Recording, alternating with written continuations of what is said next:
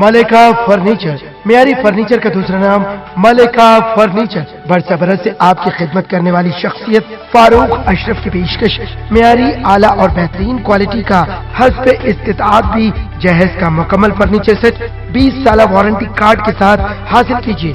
मलिका furniture, रूबरू Walter hotel, Mughalpura, Hyderabad.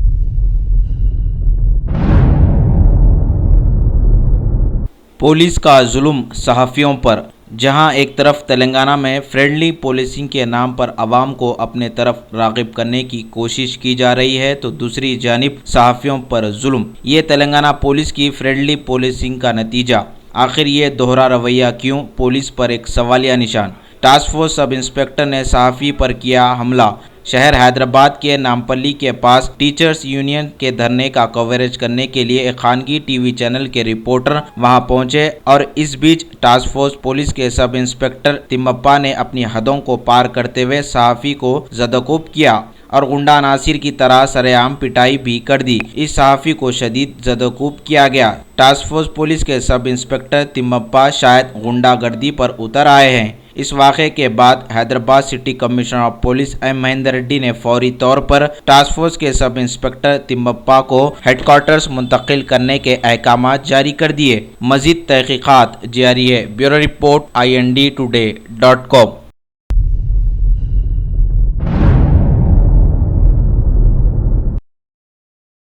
Rapid action force की silver jubilee के मौके पर मॉक ड्रिल। शहर हैदराबाद में RAF ने मॉक ड्रिल किया। दरपेश चैलेंजेस से कैसे मुकाबला किया जाता है ये भी दिखाया गया। सिटी कॉलेज में इस मॉक ड्रिल को किया गया। रैपिड एक्शन फोर्स के आला ओहदेदार भी मौजूद थे। Bureau report INDtoday.com।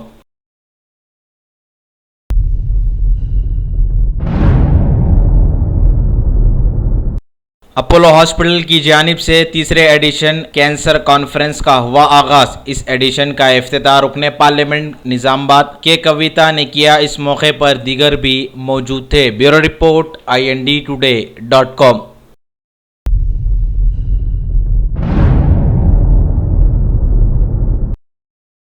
भारत को आज़ादी मिले कई साल बीत गए और यहाँ के हुक्मरानों ने दावा किया कि अच्छी हुकूमत मुहैया की जाएगी और किसी को भी शिकायत का मौका नहीं मिलेगा।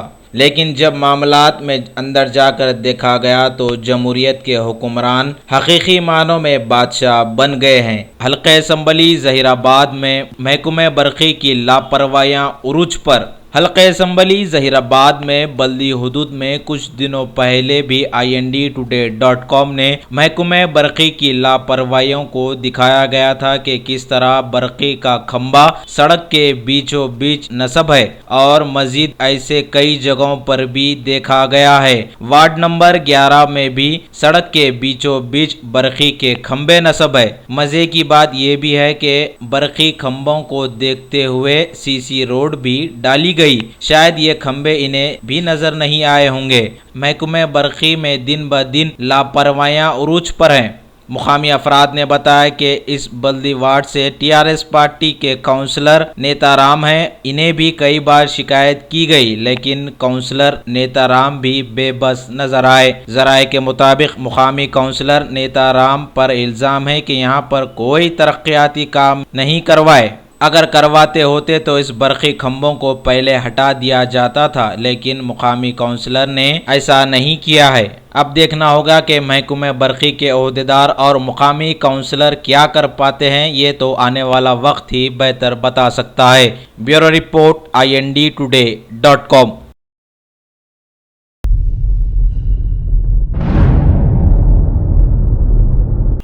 उत्तर प्रदेश में इंतखाबात की मुहिम के चलते मीरठ में बीजेपी की विजय संकल्प रैली में सदर श्री अमित शाह ने मुखातिब किया। खबर है कि वहां पर एक शूटआउट के चलते उनकी पदयात्रा में बदलाव लाया गया। शूटआउट में मरने वालों के खानदान से वो बाद में मिलेंगे। वाकया यूं है कि कल कुछ लोगों ने मीरठ में लूटमार मचाई और एक कारोबारी पर गोली चला दी, जिसमें 2 हलाक और 3 आदमी शदीद जख्मी हो गए। बीजेपी के उम्मीदवार सुरेश राणा ने फिर दिया फसादी बयान कि कर्फ्यू से लोगों की हिफाजत होती है।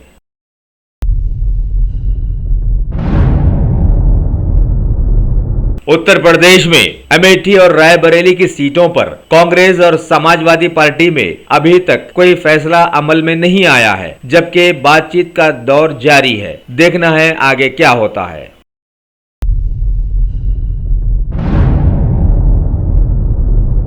श्रीमती रेणुका गांधी के बेटे वरुण गांधी ने विनय कटियार को इंतखाबी मुहिम का इंचार्ज बनाने पर उंगली उठाई और कहा कि खवातीन पर रिमार्क्स करने वाले से कोई समझौता मुमकिन नहीं हो सकता।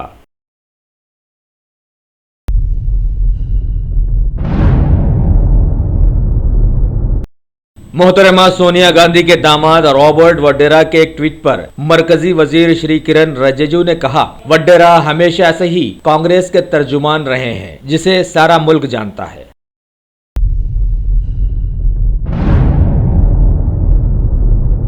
उत्तर प्रदेश में इंतखाबात के माहौल के चलते सभी लीडरों का एक दूसरे को नीचे गिराना जारी व सारी है। अब खबर है कि प्रियंका गांधी के श्रीमती इंदिरा गांधी पर बयान को लेकर विनय कटियार ने उनको नकारा और कहा कि उनकी पार्टी में प्रियंका से ज्यादा खूबसूरत खवातीन मौजूद हैं।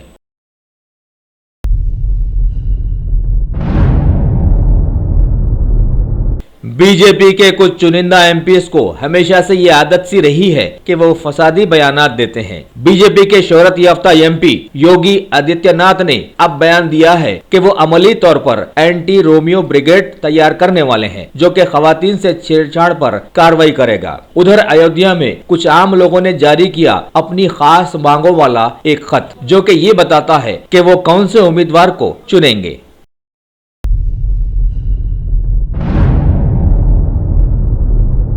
इंतखाबात के चलते कुछ लीडर्स नाराज और कुछ खुश होते रहते हैं। उत्तर प्रदेश में ऋषिकेश में कांग्रेस की एक उम्मीदवार विजय लक्ष्मी ने राजपाल को टिकट दिए जाने पर इंतहाई नाराज दिखाई दी। इतनी नाराज थी कि फूट फूट कर उन्होंने रो दिया और राजपाल के खिलाफ मैदान में उतरने का ऐलान किया।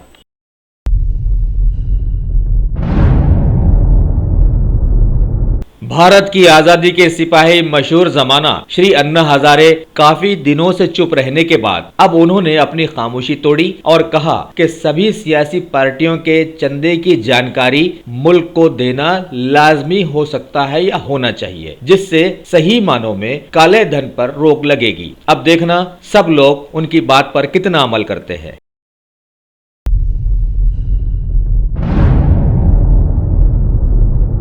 मुरादाबाद में एमएलसी इलेक्शंस के लिए वोट डाले गए और आने वाला वक्त तो असेंबली के इंतखाबात का मुल्क की 5 रियासतों में है ही। देखना है कि कौन सी पार्टी वहां पर अवाम को किस तरह से अपनी बात समझाने में कामयाब होती है।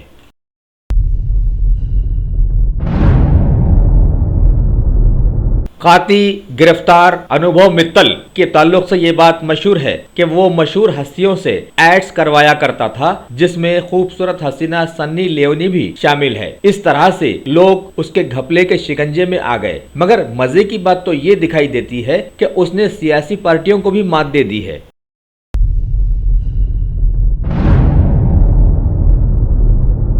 राजस्थान में अलवर के बीजेपी एमपी को धोखाधड़ी के एक मामले में कार्रवाई कर 1 साल की सजा सुनाई गई है, जिसके बाद कांग्रेस ने उनका पुतला जलाया और इस्तीफे की मांग की। लोग इसे बड़ी अच्छी बात बताने लगे हैं, क्योंकि सियासी लीडर्स को कम ही सजाएं मिलती हैं। अब देखना है आगे क्या होता है।